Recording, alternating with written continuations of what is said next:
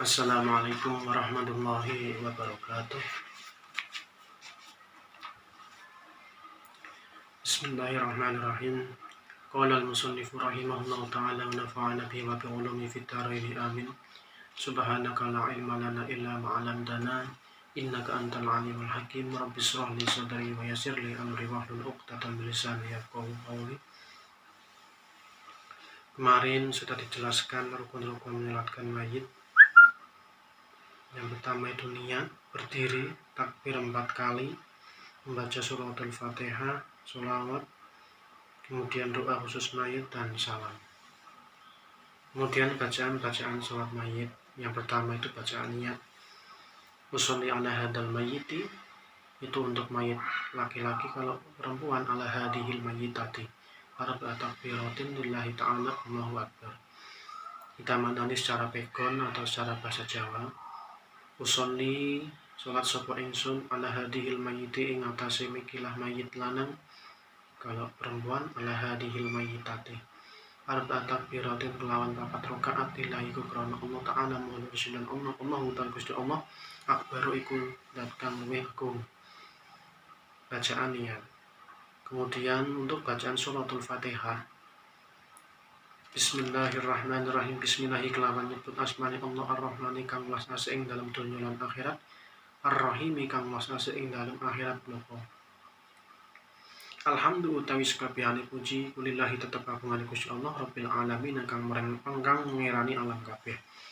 Ar-Rahman kang welas asih ing dalam donya lan akhirat, ar-Rahim kang welas asih ing dalam akhirat bloko.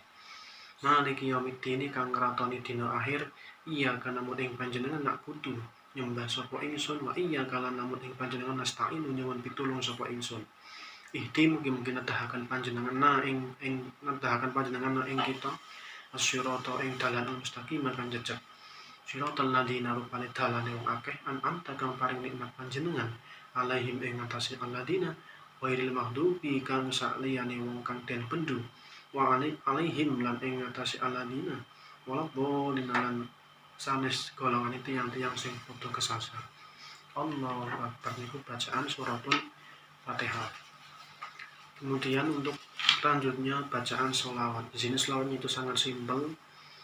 Bacaannya Allahumma sholli ala sayyidina Muhammad wa ala ali sayyidina Muhammad. Biasanya ditambahi sholawat Ibrahimiyah. Kama sholaita ala sayyidina Ibrahim sampai dengan fil alamina innaka hamidum majid. Allahumma sholli Allahumma Gusti sholli mugi paring rahmat takdim ala sayyidina ing atase pendoro kita Muhammadin rupane Kanjeng Nabi Muhammad wa ala ali sayyidina lan ing atase keluargane pendoro kita Muhammadin rupane Kanjeng Nabi Muhammad. Itu bacaan sholawat yang singkat. Kemudian doa khusus untuk mayit. Doanya yaitu Allahumma fillahu warhamhu wa'afihi wa'fu anhu. Itu kalau mayit laki-laki. Kalau perempuan Allahumma fillaha warhamha wa'afiha wa'fu anha. Kalau mayitnya banyak Allahumma fillahum warhamhum wa'afihim wa'fu anhu. Allahumma Gusti ifil mugi ngapura panjenengan lahu maring mayit lanang, warhamlan mugi melasi panjenengan ing mayit lan wa'afilan mugi nambahi kuwarasan nambahi kesejahteraan ing mayit lanang wa'fulan mugi ngapura anhu saking mayit lanang. Niku maknane kados mekaten. Jang takbir malih sing yang keempat. Lalu kemudian salam. Kalau di madhab di Arab Saudi, di Madinah itu biasanya setelah takbir keempat itu langsung salam. Tapi kalau di Indonesia itu sebelumnya ada doa dulu. Doanya Allahumma la tahrimna ajrahu wa la taftinna ba'dahu. Allahumma Gusti la tahrimna ojo ngalangi panjenengan ing kita ajrahu ing ganjarane mayit lanang wala taftinna lan ojo nyesatake panjenengan ing kita ba'dahu ing dalam saisi mayit. Kemudian langsung bacaan salam. Assalamualaikum warahmatullahi wabarakatuh. Ini kalau dalam sholat mayit. Kalau dalam sholat biasanya cuma Assalamualaikum warahmatullahi wabarakatuh. Assalamualaikum keselamatan alaikum tetap ing atas sira kabeh warahmatullahi lan bira rahmat Gusti Allah wabarakatuh lan berkah berkahane Gusti Allah.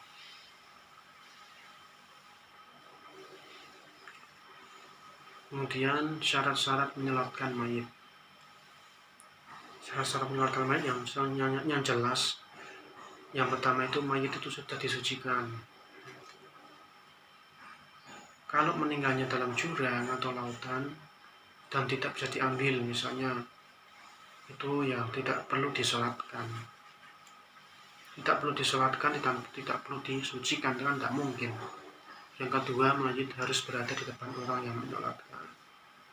Jadi posisi mayit harus di depan orang yang menyolatkan, walaupun itu di depan yang lahat.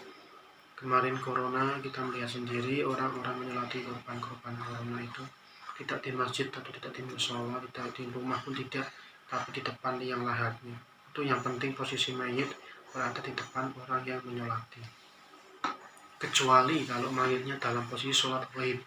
Sholat gaib itu misalnya sholat mayitnya di Pekalongan, di Semarang atau di Pekalongan, tapi yang menyolati ada di Batang seperti itu. Nah, di sini sholat gaib itu boleh,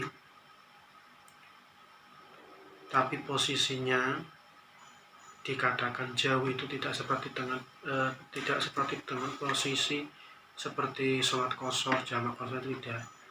Jadi misalnya tetangga kota, kalau seperti di sini Batang, Pekalongan, itu posisinya sholat gaib tidak apa-apa. Kalau sholat qashar kan harus menempuh jarak berapa kilometer dulu. Kalau ini tidak, yang penting terasa kebiasaan masyarakat itu mengatakan jauh, sholat gaib tidak apa-apa. Berarti misalnya posisi mayit di Pekalongan, yang sholat di Batang, berarti harus posisi sholat gaib, seperti itu. Kemudian jelaskan lagi mayit syahid. Orang yang mati syahid itu ada 3. Yang pertama itu syahid di dunia dan di akhirat. Itu orang-orang yang mati dalam posisi peperangan. Ini yang penting, untuk membela agama Islam. Ini yang pertama. Yang kedua, syahid dunia. Syahid dunia itu orang yang meninggal karena dia itu membela bangsa negara atau menjaga kehormatan. Misalnya posisi perang melawan penjajah, melawan musuh-musuh yang akan merenggut negara kesatuan, atau sedang bekerja, dia meninggal, itu dia syahid dunia. Kemudian yang ketiga, syahid akhirat. Syahid akhirat nih, yaitu orang yang meninggal sebab dianiaya, tenggelam, kebakaran, dan sebab sakit perut. Ini syahid akhirat. Tapi untuk syahid yang dunia, akhirat, dan dunia, itu yang nomor 1 dan 2, itu haram hukumnya untuk dimandikan, disolatkan. Tapi ketika syahid akhirat saja, itu yang mati tenggelam, kebakaran, serta sakit perut, itu hukumnya sama dengan mayit biasa. Berapa penggolongan orang yang meninggal syahid. Kemudian bayi siktun prematur, itu macamnya. Yang pertama, sudah berumur 6 bulan, itu berarti hukumnya sama dengan mayit biasa. Meskipun dia meninggal dalam kandungan, berarti harus dimandikan, diwudukan, disolati. Yang kedua, sebelum umur 6 bulan, tapi batasnya itu 4 bulan. Sebelum 6 bulan dengan batas 4 bulan, dia lahir sudah meninggal, maka tidak wajib dimandikan. Kalaupun dimandikan itu boleh, tapi tidak wajib. Yang ketiga, sudah berumur 4 bulan dalam kandungan dan keluar tanda-tanda kehidupan, seperti bergerak, menjerit, tapi lalu meninggal. Ini wajib dimandikan, dikafani, dan disolatkan. Yang terakhir adalah belum bentuk bayi, misalnya masih sigot atau darah kumpal, itu hanya wajib dibungkus dan dikubur, seperti itu. Kemudian dalam hal mengubur mayit, itu yang pertama itu harus dengan liang lahat, tidak boleh cuma ditaruh di atas tanah kemudian ditimbun tanah lagi atau dibikin bangun, itu tidak boleh, harus dibikin liang lahat. Kalau di sini simpelnya itu panjang lebarnya itu 2 meter, Itu tata cara mengubur mayit. Panjang dan lebar 2 meter dan harus ada galian. Tidak boleh hanya ditaruh di atas tanah saja kemudian ditutup dengan tanah lagi atau ditutup dengan bangunan, itu tidak boleh. Seperti itu keterangan sampai mengubur mayit. Kemudian untuk yang ke depan, pertemuan ke depan, cara-cara mengubur mayit. Wallahu a'lam bishawab. Wassalamualaikum warahmatullahi wabarakatuh.